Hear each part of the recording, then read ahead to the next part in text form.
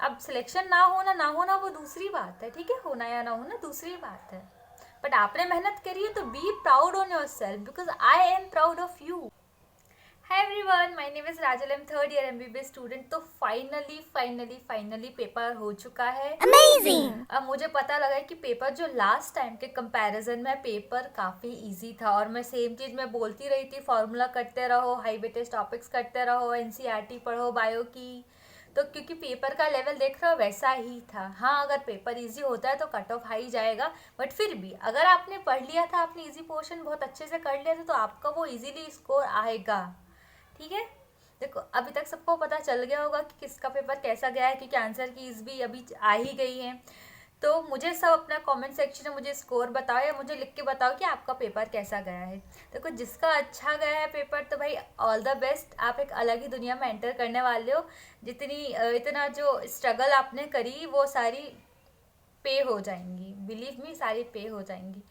और जिन लोगों का पेपर अच्छा नहीं गया है, या जिनके उतने मार्क्स नहीं आ पा रहे हैं कि जिनसे उनका मतलब उनको गवर्नमेंट कॉलेज मिल सके, तो देखो बच्चों, आई नो बहुत बुरा लग रहा होगा कि जिनका सिलेक्शन हो जाएगा उनके बारे में तो सब बात करेंगे, जिनका सिलेक्शन नहीं हो पा रहा है मैं उनसे बोलना चाहती हूँ कि अगर बुरा लग रहा है ना, डेट मीन्स आपने मेहनत की थी, आपने बहुत मेहनत की थी। अगर बुरा लग रहा है तो देखो, जिसको बुरा नहीं लग रहा है मतलब उसने उतनी मेहनत करी ही नहीं। आपको बुरा लग रहा है मीन्स आपने बहुत कुछ किया है इस एग्ज़ाम के लिए। तो मैं बिल्कुल नहीं मना करती कि रोना नहीं, क्योंकि मैं खुद बहुत रोती हूँ, मैं खुद बहुत रोई थी। जिसको नहीं पता बता दूँ कि मैं 5 ईयर ड्रॉपर रही हूँ। मैंने 5 ही अटैम्प्ट दिए थे, इसमें 4 बार में मेरा सिलेक्शन नहीं हुआ था, लास्ट टाइम मेरा हो गया था सिलेक्शन। तो मैं भी बहुत रोई हूँ, और आप रो सकते हो।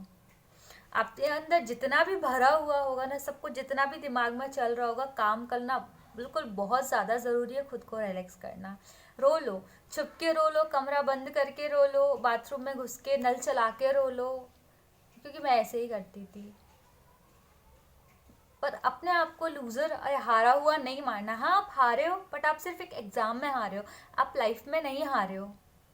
बहुत सारे लोग होंगे जिनको आगे ड्रॉप लेना होगा तो वो ड्रॉप लेंगे, बहुत सारे लोग होंगे जिनको अब छोड़ना होगा, क्विट करोगे, इस लाइन से छोड़ के आप दूसरे लाइन में जाओगे। वो भी मुझे बताना कि आपका क्या प्लान है, क्या नहीं प्लान है, क्योंकि ड्रॉप रिलेटेड वीडियो हाँ मैं बता दूंगी कि ड्रॉप लेना चाहिए या नहीं लेना चाहिए, लेना है तो कब लेना चाहिए, ठीक है। अगर ये पता करना है आपको तो मुझे कॉमेंट सेक्शन में ज़रूर लिख कर जाना, मैं वो बता दूंगी। अभी तो बेटा देखो, ये जो फेज़ है ना ये चला जाएगा, कुछ दिन का फेज़ है, ये रिजल्ट के आने तक का फेज़ है, फिर ना धीरे धीरे ये सब खत्म हो जाएगा। अगर आप इस फील्ड को छोड़ना चाहते हो, कुछ दूसरा ऑप्ट करना चाहते हो, वेल एंड गुड, बिल्कुल। अगर आपको यही करना है तभी अगला साल फिर से आपके पास है, आप जी जान लगा देना, आप मेहनत करना, आपका सिलेक्शन अगले साल भी ज़रूर हो सकता है।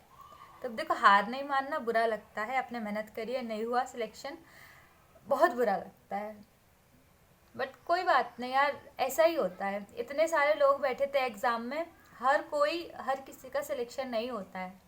आपकी जब तक जितनी मेहनत चाहिए उस एग्ज़ाम को, जितना याद चाहिए उस एग्ज़ाम को, जितनी 100% आपकी मेहनत जब तक नहीं हो जाती है, तब तक आपका एग्ज़ाम क्लियर नहीं होता है। तो आपको लगना तो पड़ेगा, आपने बहुत मेहनत करी है, बहुत हार्ड वर्क किया है, मुझे पता है। लास्ट के टाइम पे अभी अभी मैं आपके साथ जुड़ी हूँ, हर एक बच्चे का कमेंट आता था मुझे कि दीदी कैसे रिवीजन करना है, मैं क्या कर लूँ क्या कर लूँ, और मैं भी आपके साथ लगी रही थी। मुझे पता था कि आपने बहुत मेहनत करी है, मैं देखते आ रही हूँ सबका। अभी नहीं तो इंस्टाग्राम पे मैसेज आ रहा है, मैं देखते चले आ रही हूँ अभी तक कि भाई मेहनत करी है बच्चों ने।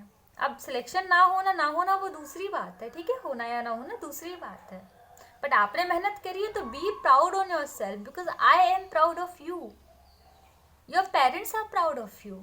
तो अपने आप को कभी छोटा, कभी नेगेटिव फील नहीं होने दोगे। You should be proud your self, okay.